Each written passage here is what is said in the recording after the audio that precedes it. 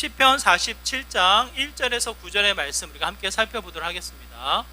제가 어렸을 때, 가끔 제가 어렸을 때 얘기를 말씀드리는데요, 저는 어렸을 때 할아버지, 할머니, 아버지, 어머니, 제가 아주 어렸을 때 고모들도 같이 살았다고 하는데 고모들은 제가 기억이 나지 않고 할아버지, 할머니가 같이 사셨던 이 기억이 나요. 그 중에 하나가 아직까지 기억에 남는 게 조금 억울한 마음이어가지고 제가 기억에 남는 것 같아요. 왜 크게 혼이 났는데 왜 혼이 났냐면 크게 웃었다고. 여러분 말이 됩니까?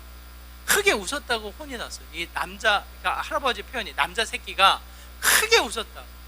그래서 이게 무슨 말인가? 그리고 그때 당시에는 크게 웃는 것보다는 절제한 미소, 절제한 웃음, 크게 웃는 것보다는 그냥 이 내 감정을 드러내지 않고 숨겨나가는 형태가 오히려 좀 얌전하고 착하고 오히려 칭찬받는 그런 모습이었던 것 같아요. 그냥 명랑하고 즐겁게 뛰노는 모습보다는 그냥 얌전하게 집에서 있는 게 칭찬받는 모습이었던 것 같아요. 그러다 보니까 제가 제 또래 친구들이랑 이야기하면, 특히 지난해인가 어렸을 때 같이 지냈던 친구가 청주에 와가지고 만났어요. 그러니까 아주 편한 친구였죠. 그랬더니 그 친구가 저를 기억하기를 얼굴 하얗고 바깥에서 놀지 않고 집 안에만 있었던 남자친구보다는 여자친구가 많았던 이런 식으로 저를 얘기하더라고요. 내가 그랬구나 또 한번 제가 느끼게 됐는데 좀 억울해요. 왜냐하면 그렇게 안 놀아면 밖에서 집에서 혼난 느낌이었기 때문에 크게 웃으면 안 되고 뭔가 옷이 더럽히면 안 되고 이런 식으로 제가 자라왔거든요. 그래서 이게 왜 그런가 이제 나중에 생각을 해보니까 저만 그런 게 아니라 이 삶에 우리나라에서 자라오는 배경 속에 제 나라의 또래를 비교해 보면 그런 당시의 가치가 있었던 것 같아요. 왜 그렇습니까? 무슨 영향입니까? 교회의 영향, 어떤 일반적인 가정의 영향이 아닌 유교적인 사상에 짙게 깔려있는 영향이 있는 거예요. 밥을 남기면 안 되고 큰 소리로 웃으면 안 되고 행동이 거치기보다는 얌전해야 되고, 그러면서 집안을 다스리고 나라를 다스리고 천하를 다스리는, 마치 내 몸을 다스릴 때에 잘 사는 것처럼 여겨지는 시대의 영향력이 있습니까? 없습니까? 그냥 저만 그런 게 아니라 그냥 그 당시의 배경이 그런 거예요. 내 감정을 드러내기보다는 숨기고 오히려 내 감정을 마음껏 드러내기보다는 점잖게 표현해 나가는 형태가 더 낮게 여겨지는 모습으로 비춰지는 시대에 우리가 자라나는 모습이 있다라는 거예요. 크게 웃으면 안 된다는 거 말이 안 되는 것 같은데 그런 시대가 있었습니다. 그래서 오늘날의 교회의 모습을 생각해 보면 무조건 감정을 드러내는 것도 잘못됐죠. 왜냐하면 감정이 우리 어린아이처럼 감정을 드러내기보다는 이성을 통해서 절제된 감정이 드러내는 게 맞지만, 또 한편 하나님을 찬양하고 하나님을 기뻐하는, 하나님이 보시기에 우리를 기뻐하는 모습을 생각해 봤을 때 그야말로 어떻게 됩니까? 그 감정이 그대로 드러나며 하나님을 찬양하는 모습을 원하신다라는 거예요.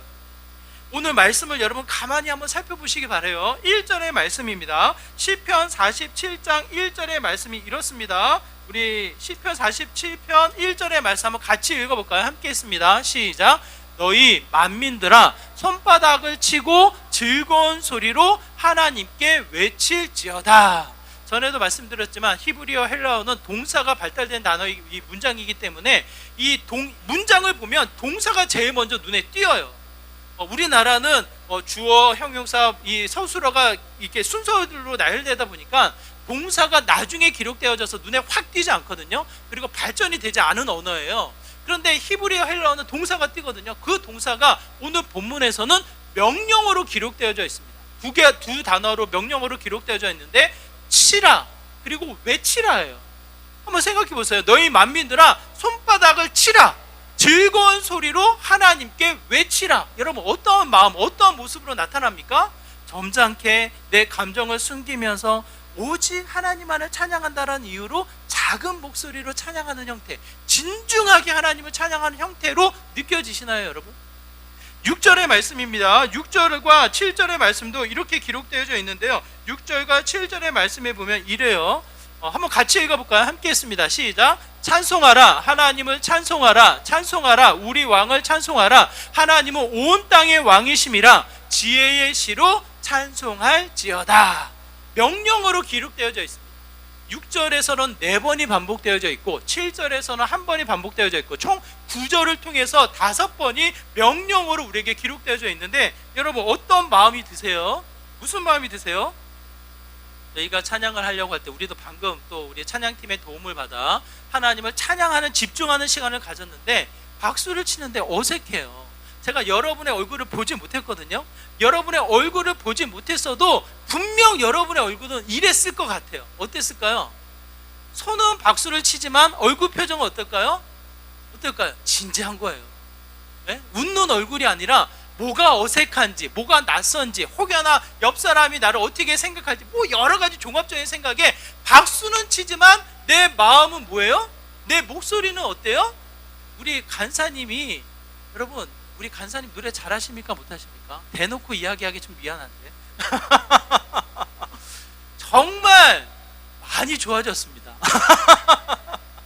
우리 간사님이요, 박자감, 음각이 정확하셔가지고 여러분을 이끌어 나가는데 굉장히 큰 장점이 있으셔요.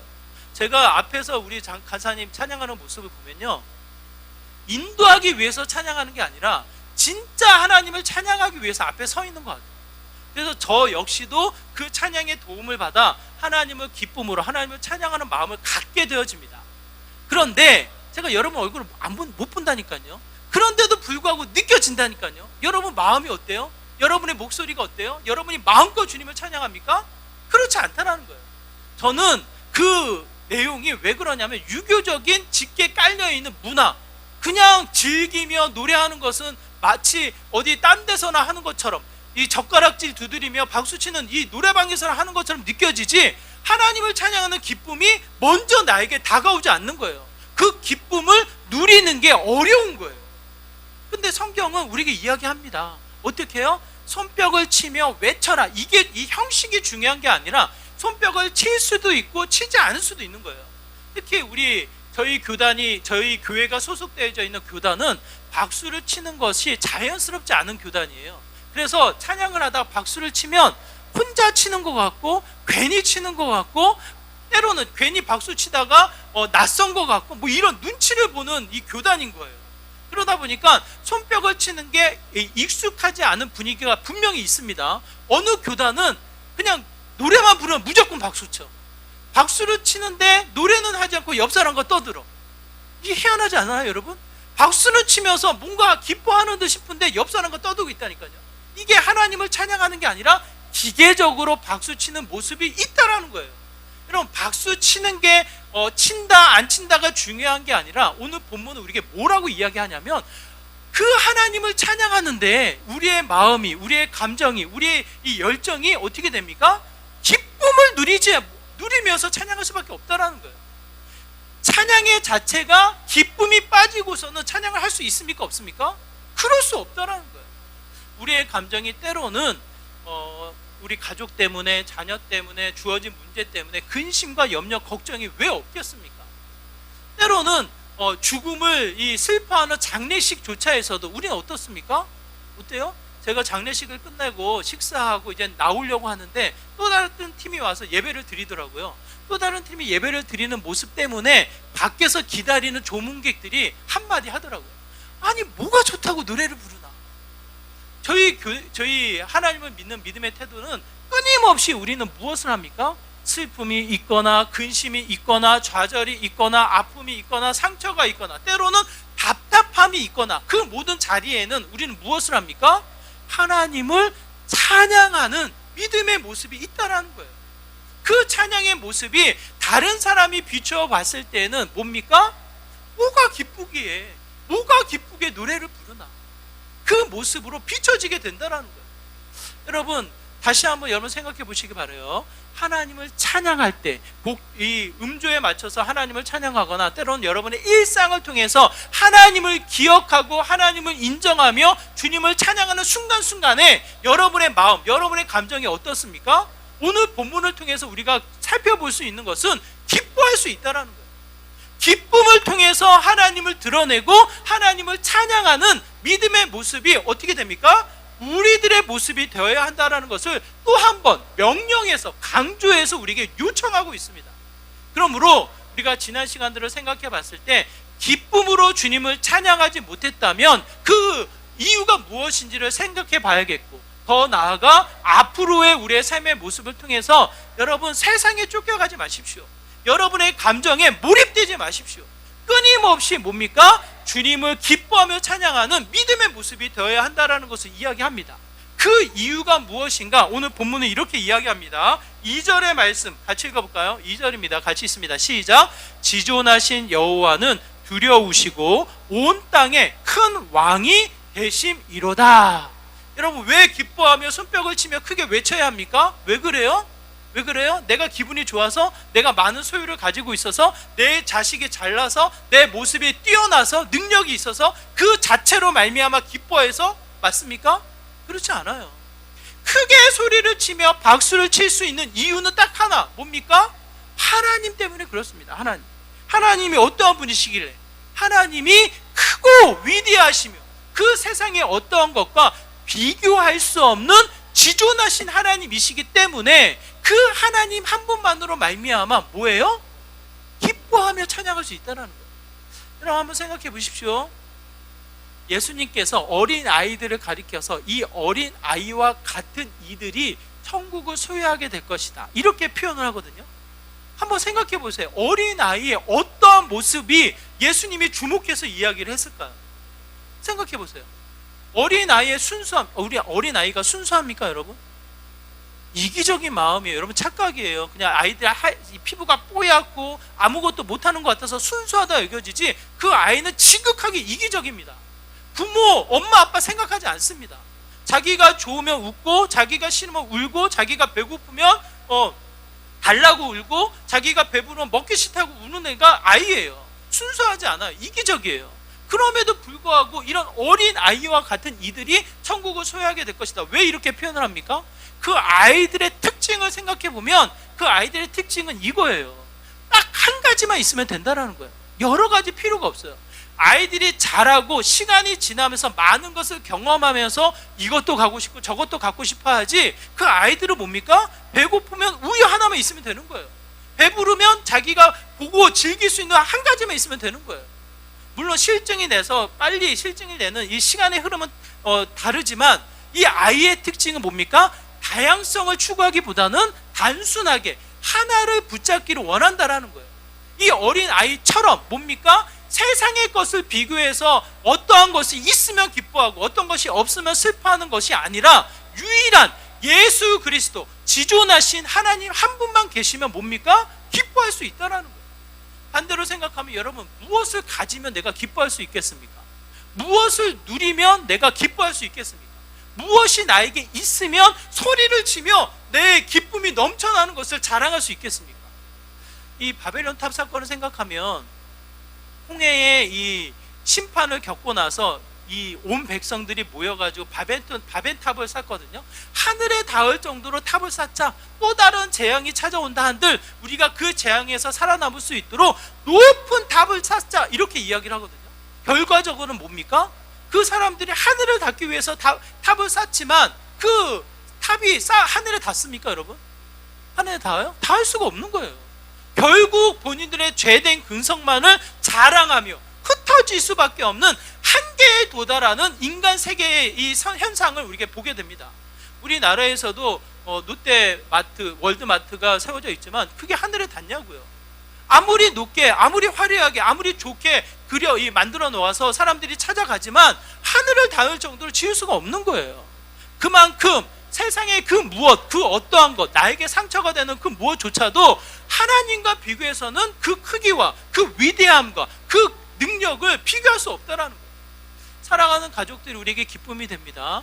우리 준이와 선중이가 얼마나 기쁨이 됩니까? 그 인기가 언제 끝일까? 제가 지금 지켜보고 있는데 그 인기가 사라지지가 않아. 선중이가 오기를 바라고 있고, 우리 선중이가 웃어주기를 바라고 있고, 온 이 교인들이 예배만 끝나면 선중이 바라보느냐고. 여러분, 선중이 곧 우리에게 상처를 줍니다. 시간이 자라면서 이 아이, 갓난 아기이지만 우리에게 기쁨과 생명의 가치를 전달해주는 축복의 통로이지만, 시간이 자라면 자랄수록 이 아이들의 형태가 뭐예요? 이기적으로 세상을 향해서, 친구들을 향해서, 우리 이 부모님들, 어른 세대에 대한 기쁨과 이 감동을 기억하지 못하는 거예요. 그런 것들을 우리가 생각해 봤을 때 가족은 기쁨이 아니라 상처를 주는 게 가족이에요. 제가 봤을 때. 또 한편 도움도 되고 힘도 되지만 그 반대로 상처를 주고 믿음만큼 또 확신만큼 또 실망을 주는 게 가족의 형태인 거예요. 그러므로 우리가 또 한 번 깨닫게 되어드는 것은, 절실히 깨닫는 것은, 나의 기쁨, 나의 힘이 되는 것은 뭡니까? 오직 하나님 한 분밖에 없더라. 그분이 세상과 비교할 수 없는 크고 크신 위대하신 하나님이 이 땅에 오셔서 우리 편이 되어서 우리와 동행하신다라는 것을, 그 이야기를 가르쳐 주시는 거예요. 찬양의 모습을 생각하면 빠지지 않고 우리가 주목할 수 있는 사람이 있는데 누굽니까? 성경의 인물 중에서 다윗이에요. 다윗이 명성을 얻어서 자신의 영광, 자신의 능력, 자신의 인기를 마음껏 자랑하는 그 순간에도 다윗이 기뻐했던 것은 무엇입니까? 한 가지예요. 사무엘하 6장 14절 15절의 말씀을 통해서 이렇게 이야기합니다. 우리 같이 한번 읽어볼까요? 함께 했습니다. 시작. 다윗이 여호와 앞에서 힘을 다하여 춤을 추는데 그때에 다윗이 배 에봇을 입었더라. 다윗과 온 이스라엘 족속이 즐거이 환호하며 나팔을 불고 여호와의 궤를 메어 오니라. 다윗이 춤을 추며 찬양을 하며 기뻐했던 이유는 딱 하나입니다. 뭡니까? 하나님의 임재가 상징되어지는 하나님의 언약궤가 자기의 성으로 들어오고 있다라는 거예요. 이것은 단순하게 언약궤가 들어왔다라는 이 사실을 기뻐하는 게 아니라 그 사실이 의미하고 있는 하나님의 임재요, 하나님의 함께하심을 누리며 기뻐하고 있다라는 거예요. 이 모습을 본 아내 미갈이 어떻게 생각을 합니까? 미갈이 창문가에서 다윗을 보는 거예요. 멀리서 보니까 다윗이 춤을 추며 어깨춤을 추며 신나게 노래를 부르면서 오는 거예요. 그 모습을 보고 있던 미갈이 어떻게 여깁니까? 보는 신하들 앞에서 하찮게 여겼다는 거예요. 아니, 신하들이 저렇게 바라보고 있는데 한 나라의 왕이 춤을 추며 저렇게 가볍게 춤을 추며 노래를 부르고 있는 모습이 미갈 이 여왕의 입장에서는 하찮게 보였다는 거예요. 하찮게. 자, 하나님의 시선은 어떻습니까? 춤을 추며 즐거워하며 노래하는 다윗을 기뻐하십니까? 하찮게 여기며 다윗을 평가하고 있는 미갈을 하나님이 기뻐하십니까? 누구를 심판하셔요? 결국은 미갈을 심판하셔요. 다윗을 통해서 하나님이 영광이 드러나는 것을 깨닫게 되어집니다. 무슨 뜻입니까? 사람의 눈치를 볼 것이 아니라, 세상에 무엇을 자랑할 것이 아니라 크고 크신 하나님, 나의 예배의 이 주인 되시는, 나의 일상과 동행하시는 크고 크신 위대하신 하나님을 찬양하며 기뻐하는 믿음의 모습이 된다라는 거예요. 세상의 것이 없다 한들, 세상의 사람들 앞에 눈치가 보인다 한들 내 스스로가 때로는 답답합니다. 때로는 힘듭니다. 인생이 그렇게 녹록하지 않잖아요. 그냥 우리 아이들을 양육하며 우리 가정을 지키며 나에게 주어진 일상을 살아가는 것, 시간의 흐름 속에 무엇이 찾아옵니까? 시간의 흐름 속에 우리 10월 9일 날 마라톤 하기로 했거든요. 우리 청년들, 우리 중고등부 학생들도 하여튼 동기부여가 돼가지고, 누가 시작했는지 난 모르겠지만 동기부여가 돼가지고 이 마라톤을 하는데, 제가 덜컥 5km를 제가 신청을 했거든요. 덜컥 해야겠다 해서 5km를 했는데, 그때부터 왜 무릎이 아픕니까? 그때부터 왜 발목이 시린지 이거 해야 되나 말아야 되나 그때부터 희한하게 무릎과 발목에 제가 팔수를 붙인다니까요. 한다고 하니까 신경이 쓰이나 봐요. 시간의 흐름 속에 느껴지는 것은 약합니다. 어느새 거울에 비춰지는 나의 모습은 뭡니까? 예전은 안 그랬는데 그냥 오늘 나의 모습이 전과 다른 모습으로 비춰지는 거예요. 점점점 낙심되어지고 실망스럽고, 기쁨이 아닌 뭐예요? 포기가 이루어져. 포기. 에휴, 뭘 하겠나? 기쁨을 기대하며 설레이는 것이 아니라 인생을 그냥 받아들이며 그냥 내려놓는, 포기하는 삶의 모습이 나타나는 것 같아요. 어른들 얘기만은 아닙니다. 우리 청년들도 마찬가지예요. 지금 청년들이 포기하며 살아가는 인생이다 보니까 소확행이라고 표현하거든요. 소박한 확실한 행복을 추구하는 거예요. 이게 어려운 말이지 그냥 빵 한 조각 먹고 행복하면 끝이라는 거예요.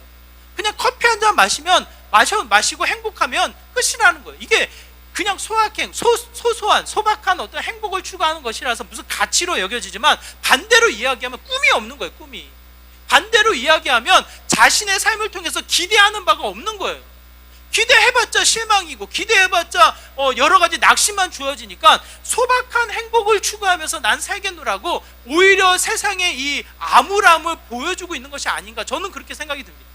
이런 시대에 무슨 기쁨을 우리가 세상을 향해서, 소유를 통해서, 나의 가진 것을 통해서 누릴 수 있겠냐고요.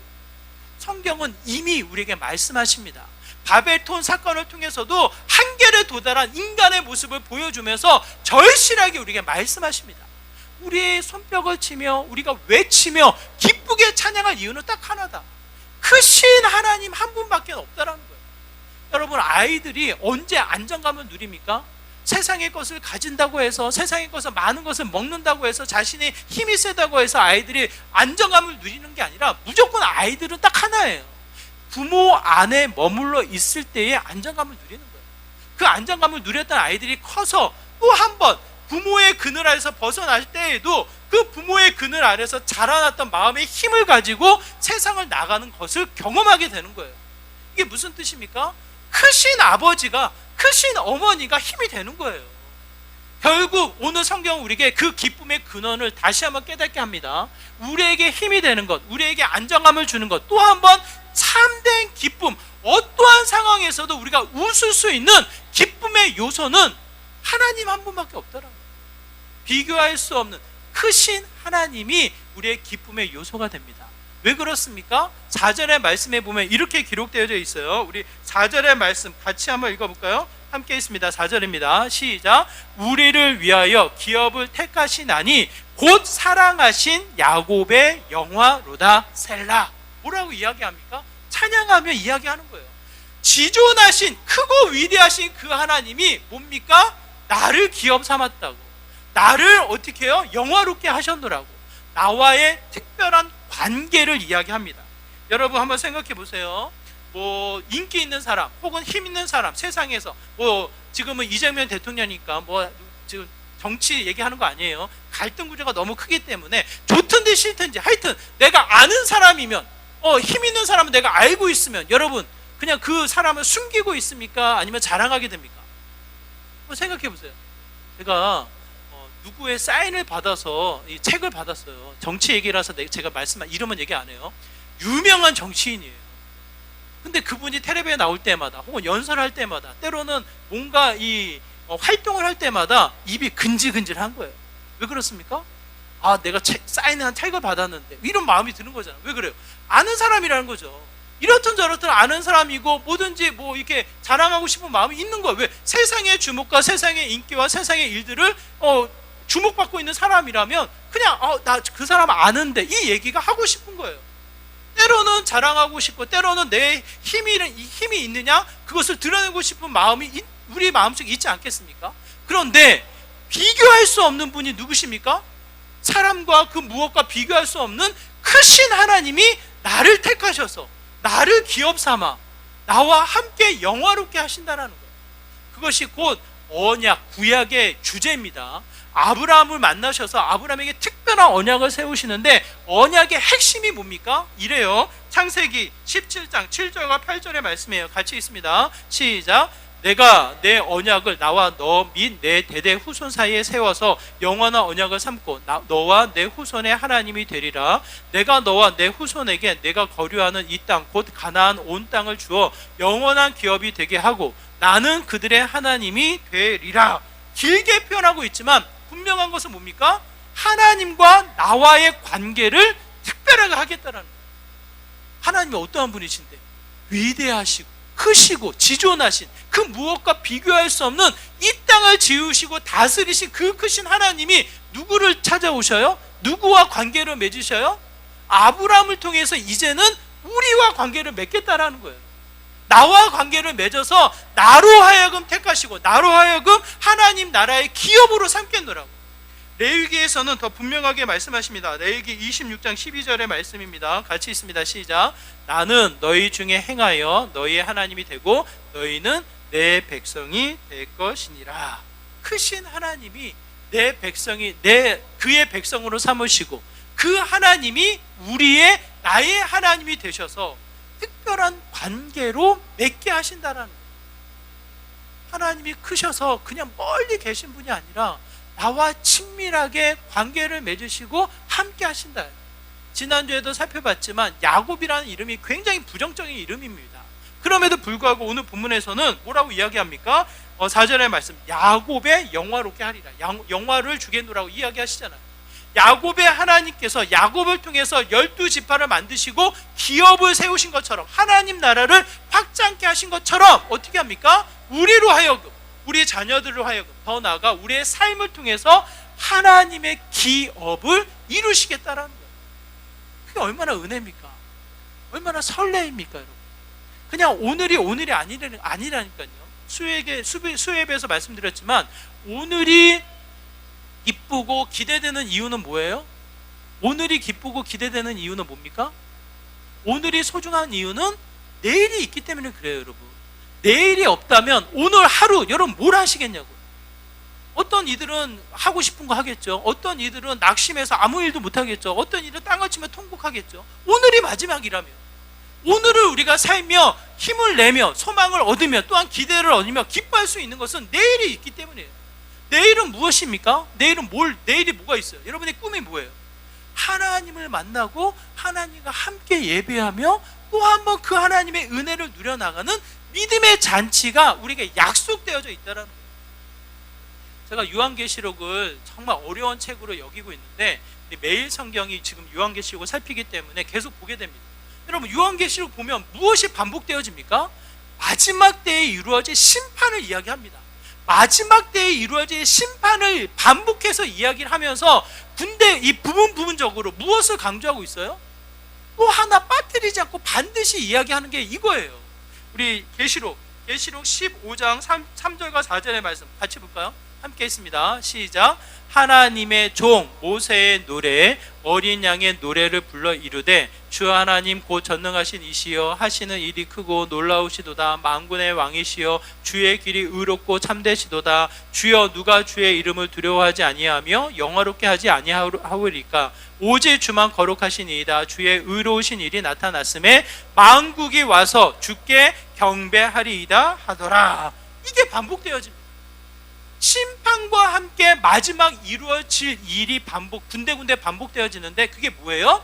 하나님을 찬양하며 하나님을 경배하며 하나님 앞에 예배하는 이긴 자들이, 하나님의 은혜를 입은 자들이 감격스러워 마지막 때에 또 한 번 하나님을 찬양하며 하나님의 일을 이루더라, 이렇게 이야기합니다.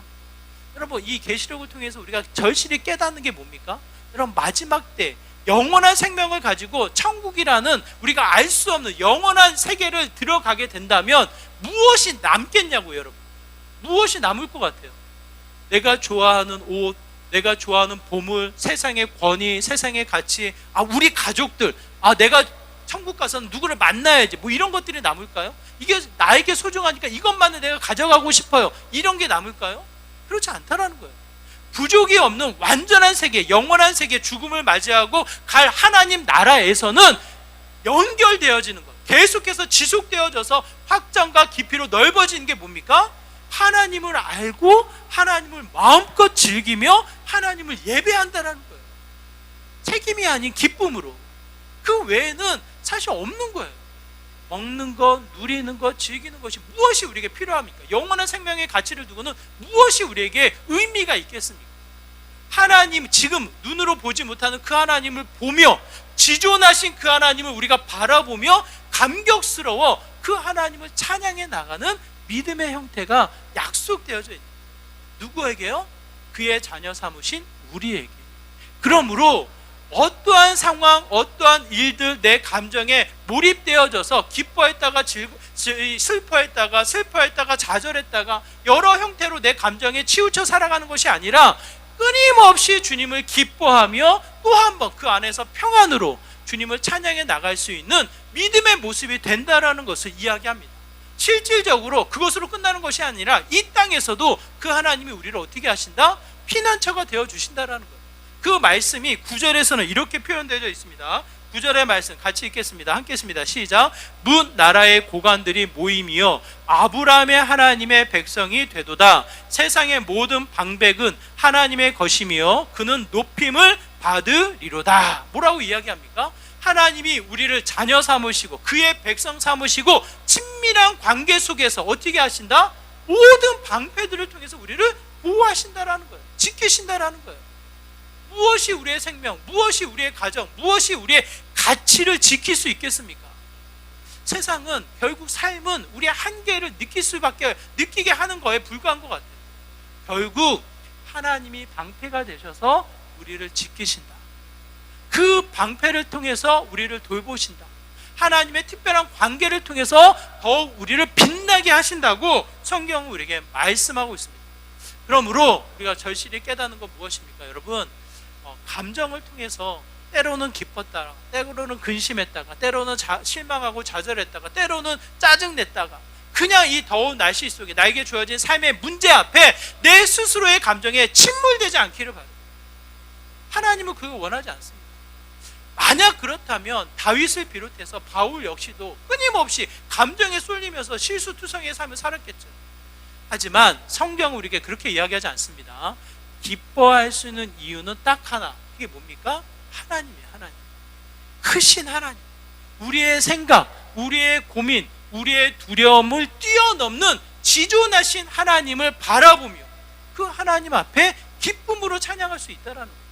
그 하나님이 내 편이 되셔서 우리와 동행하심으로 그의 기업, 그의 나라를 세워나가신다고 말씀하십니다. 때로는 수많은 대적들 앞에, 수많은 세상의 문제 앞에 우리를 지키시고 돌보시며 하나님의 기쁨이 또 한 번 드러나는 믿음의 삶이 될 수 있도록 우리를 이끄신다라고 성경은 우리에게 말씀하고 있습니다. 그러므로 유교적인 사상으로 진중한 것, 진지한 것, 내 감정을 숨기는 것, 가치 있게 우리가 배웠지만 하나님 앞에서는 어린 아이가 되어서 어떻게 합니까? 그냥 우리의 마음을 드러내고 기뻐하는 저와 여러분의 모습이 되기를 다시 한번 부탁을 드려요. 우리 여름 성경학교 아이들 이제 한 3, 4학년 크니까 율동도 안 따라 하려고 그래요. 이제 세상의 춤이 더 재밌는 거지. 세상의 음악이 더 재밌는 거지. 교회 음악이 뒤처지는 느낌으로 따라하지 않아요. 근데 신비로운 건 뭔지 아세요? 집중해서 2박 3일 집중해서 여름 성경학교 때 선생님들이 몰아세워서 이 같이 하면 아이들 따라합니다. 이따 끝나고 호태한테 물어보세요. 은수한테 물어보세요. 집회에서 어떻게 했는지. 호태가 어제 저 아이들 차에 같이 저랑 1시간 타고 왔거든요. 자기가 왜 이 차 타야 되냐고. 꼬맹이들이랑 왜 이 차 타야 되냐고요. 투덜투덜하고 탔거든요. 근데 지가 아는지 모르는지 노래를 부르더라고요. 그 노래가 찬양이었어요. 찬양. 그 찬양을 들으면서 이 찬양이 오래 가면 좋겠다.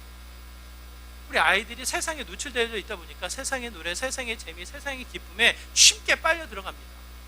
집중되어져서 하나님을 바라보면요 기쁨이 있어요. 자기도 모르게 노래가 나와요.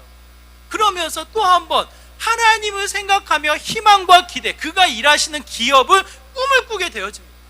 그러면서 호태가 그러더라고요. 또 가고 싶다고 얘기하더라고요.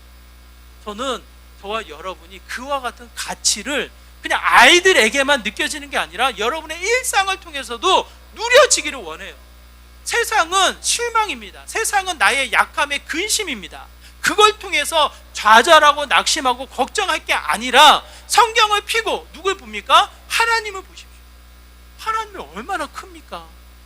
지금 이 자리에 앉아있는 이유도 하나님 우리를 이끄신 거잖아요. 내 생각대로 내 계획대로라면 이 자리에 계실 분 아무도 안 계시잖아요. 하나님이 굳이 이끄셔서 자신을 드러내게끔 자신을 보여주시잖아요. 내가 얼마나 큰지, 내가 얼마나 사랑해서 예수 그리스도를 이 땅에 보내셔서 너희로 하여금, 우리로 하여금 기업 삼으셨는지 지금도 모르지. 사방의 대적들을 내가 막고 있느라고, 지키고 있느라고. 그러니 기뻐하며 즐거워하며 주님만을 찬양하라고 성경 우리에게 권하여 말씀하고 있습니다. 여러분, 더위가 짜증내게 한다 할지라도, 삶이 우리를 답답하게 만든다 할지라도, 시간의 흐름 속의 약함이 우리를 걱정, 염려시킨다 할지라도 기대하십시오. 하나님을 통해서 기뻐하십시오. 그 하나님은 우리의 걱정보다 훨씬 크십니다. 우리의 염려보다 놀랍게 일을 하셔서 또 한 번 세상에 놀랄 만한 기쁨을 우리에게 주십니다. 그 하나님 한 분만으로 기뻐하시고 그 하나님 한 분만으로 기뻐하심으로 말미암아 찬양이 넘치는, 찬양의 풍성함이 끊임없이 우리의 가정에, 우리의 일상에 넘쳐나는 믿음의 복된 삶 되시기를 주님의 이름으로 축원합니다. 우리 말씀을 기억하시면서 함께 기도하기 원합니다. 왕 되신 하나님이, 지존하신 하나님, 우리를 다스려 주시고 그 찬양이 넘치게 하여 주시고, 비록 세상이 쫓겨 살아가며 우리의 약함 때문에 두려워하며 염려하며 근심하는 것이 우리들의 모습이지만 또 한 번 크신 하나님을 바라보게 하시고, 나를 지키시는 그 하나님을 바라보게 하시고, 나와 함께 하시는 그 하나님을 또 한 번 붙잡게 하여 주셔서 기쁨의 찬양이 넘치게 하여 주옵소서. 참된 즐거움이 춤을 추며 주님을 찬양해 나가는 믿음의 모습이 되게 하여 주시옵소서라고 이와 같은 마음으로 함께 기도하며 나오도록 하겠습니다. 기도합니다. 하나님 아버지, 이 시간 간절한 마음으로 기도합니다. 세상의 염려, 세상의 두려움, 나의 약감 때문에 좌절하고 낙심하고 멈춰있는 것이 아니라 크신 하나님을 바라보며 기뻐하며 춤을 추며 주님을 찬양해 나가는 믿음의 모습이 되길 소망합니다. 하나님은 나의 편이 되십니다. 하나님은 지금도 나를 돌보시며 지키시며 피난처가 되셔서 우리의 일상, 우리의 가정을 지키시는 분이 여호와 하나님이십니다. 한 분은 하나님을 통해서 또 한 번 기쁨이 솟게 하여 주시고 평안이 누려지게 하여 주시고 주님 앞에 달려나가는 믿음의 귀한 자리가 되게 하여 주시옵소서. 우리의 가정이, 우리의 일상이 기쁨으로 찬양이 넘쳐나기를 소망합니다. 하나님 일하여 주시고 하나님의 은혜가 넘쳐나는, 증명되어져 나가는 믿음의 복된 삶 되게 하여 주시옵소서. 주님.